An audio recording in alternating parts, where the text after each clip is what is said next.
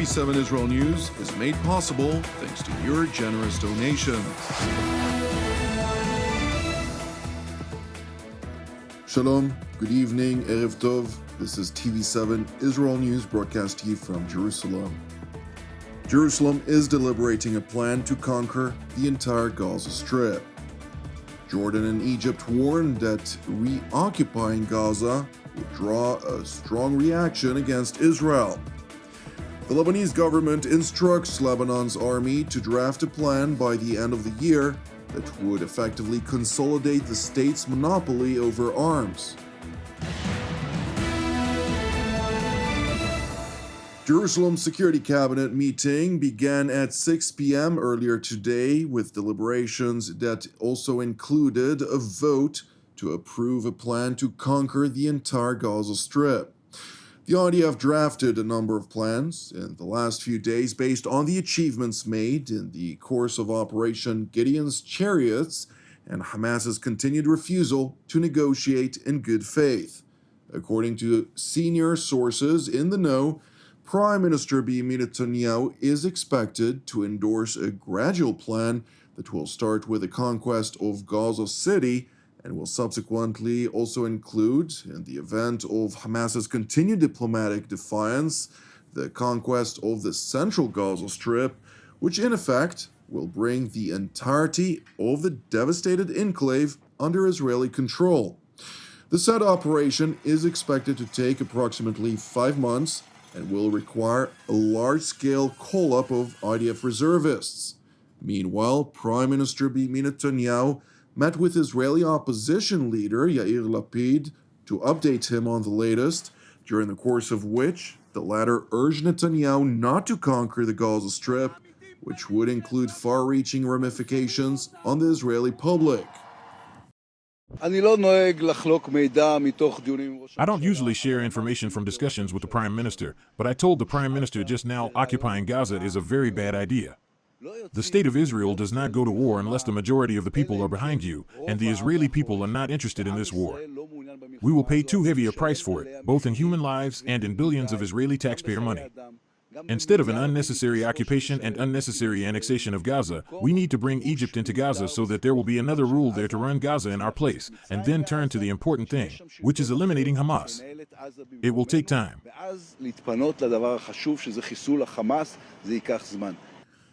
Israel's immediate neighbors, to include the Hashemite Kingdom of Jordan and Egypt, have jointly warned Israel that reconquering the Gaza Strip in its entirety would draw a heavy reaction, since they view it as an end to the so-called Palestinian cause, which essentially relates to granting Arabs in the historic lands of Israel a state.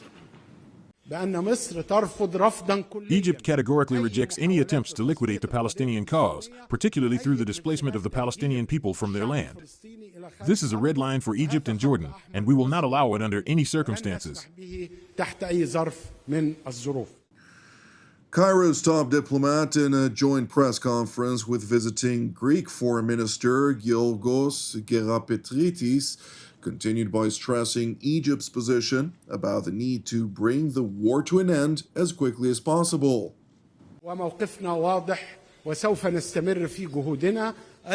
Our position is clear, and we will continue our sincere and tireless efforts to swiftly reach an immediate agreement for a ceasefire and to spare the blood of the innocent Palestinian people.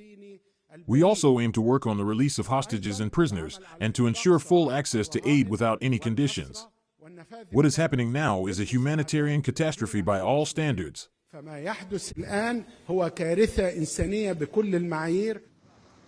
is important to know that Egypt, which has its own border with the Gaza Strip, serves as an important mediator in negotiations with the Islamist Hamas terror organization, while it also serves as a critical hub for transfer of humanitarian aid, from which dozens of tons of humanitarian aid, primarily donated by Western countries to include the United States and Europe, are entering the Gaza Strip on a daily basis.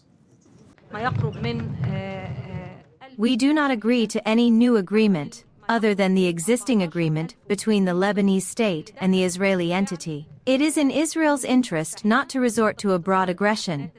Because if they resort to a broad aggression, the resistance will defend, and the army will defend, and the people will defend. This defense will lead to rockets falling inside the Israeli entity. Meanwhile, Greek Foreign Minister Giorgos Gerapetritis, whose country is a close ally of both Egypt and Israel, stressed Athens' unequivocal support for Egypt's aspired approach vis-à-vis the Gaza Strip, including its proposed plans for the day after. Moreover, Greece maintains a position that a two-state solution is the only pathway forward for the Israel-Arab conflict.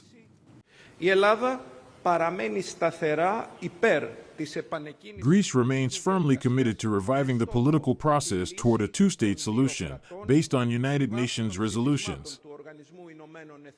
This is the only viable path to meet the long-standing Palestinian demand for an independent state and Israel's need for security in the region. In this context, we fully support the Arab plan for the reconstruction of Gaza, in which Egypt plays a leading role.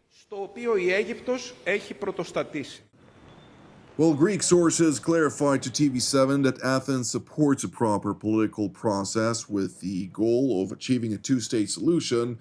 Recent announcements by European leaders about intentions to recognize a Palestinian state, to include French President Emmanuel Macron in particular, are not well received here in Jerusalem, with Israeli President Yitzhak Herzog, during a state visit to Estonia, the capital Tallinn, warned that the whole idea of a two-state solution right now is futile. In order to move towards a two-state solution or discuss what is the solution, you have to have people-to-people dialogue, you have to deal with the security elements and trust, and you have to be pragmatic as to what you suggest. The whole idea of a two-state solution right now is futile, it will be adverse to the whole notion of peace, will not help one Palestinian, will make people more frustrated, will be viewed as a price to terror, and I welcome the pragmatic approach of the Estonian leadership in this respect. Israel's head of state went on to stress that if the international community wants to move forward on a political process, it should focus on getting a hostage deal and a ceasefire first. We tell the world, you want to move forward? Get a hostage deal, get a ceasefire. In the last 2 weeks, Israel has overhauled the entire approach to the humanitarian situation, thereby pulling and pushing in major quantities of humanitarian aid. 30,000 tons in the last week. 30 tons only by airdrops yesterday, let alone trucks, hundreds of trucks. The UN is holding hundreds of trucks, almost 800 trucks the UN can distribute and is failing to distribute. So there can be a lot of efforts. President Herzog further underscored that while the international community continues to aspire for a two-state solution, the atrocities committed by Palestinians against Israelis some 671 days ago, on October 7th of 2023, caused a major setback to any probability of Palestinian statehood. October 7th was a major watershed in the history of the region and has brought back a major setback in the thought of Israelis as to the possibility of the two-state solution.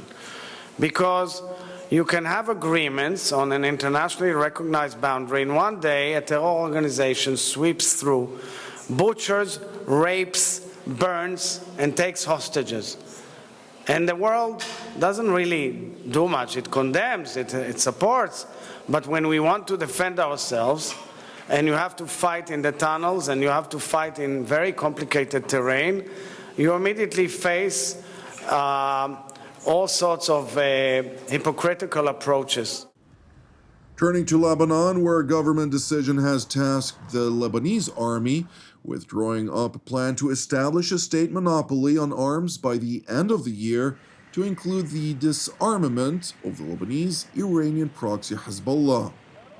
تكليف الجيش اللبناني وضع خطة تطبيقية. Authorizing the Lebanese army with setting an executive plan to confine arms before the end of this current year in the hands of the forces outlined in the announcement special arrangements of the cessation of hostilities, and submitting it to the cabinet of ministers before the 31st of this month for it to be discussed and decided. لنقاشها وإقرارها. The Iranian proxy Hezbollah responded to the Lebanese government's decision by rejecting it outright. نحن مش موافقين We do not agree to any new agreement other than the existing agreement between the Lebanese state and the Israeli entity. الدولة اللبنانية والكيان الإسرائيلي. Hezbollah's refusal may lead to a resumption of hostilities between the Iranian proxy and Israel. Therefore, in a desperate attempt to dissuade Israel from so-called finishing the job, vis-a-vis Hezbollah that is, the Iranian proxy's leader leveled a warning. مصلحة إسرائيل ما تروح للعدوان الواسع. It is in Israel's interest not to resort to a broad aggression, because if they resort to a broad aggression, the resistance will defend and the army will defend and the people will defend.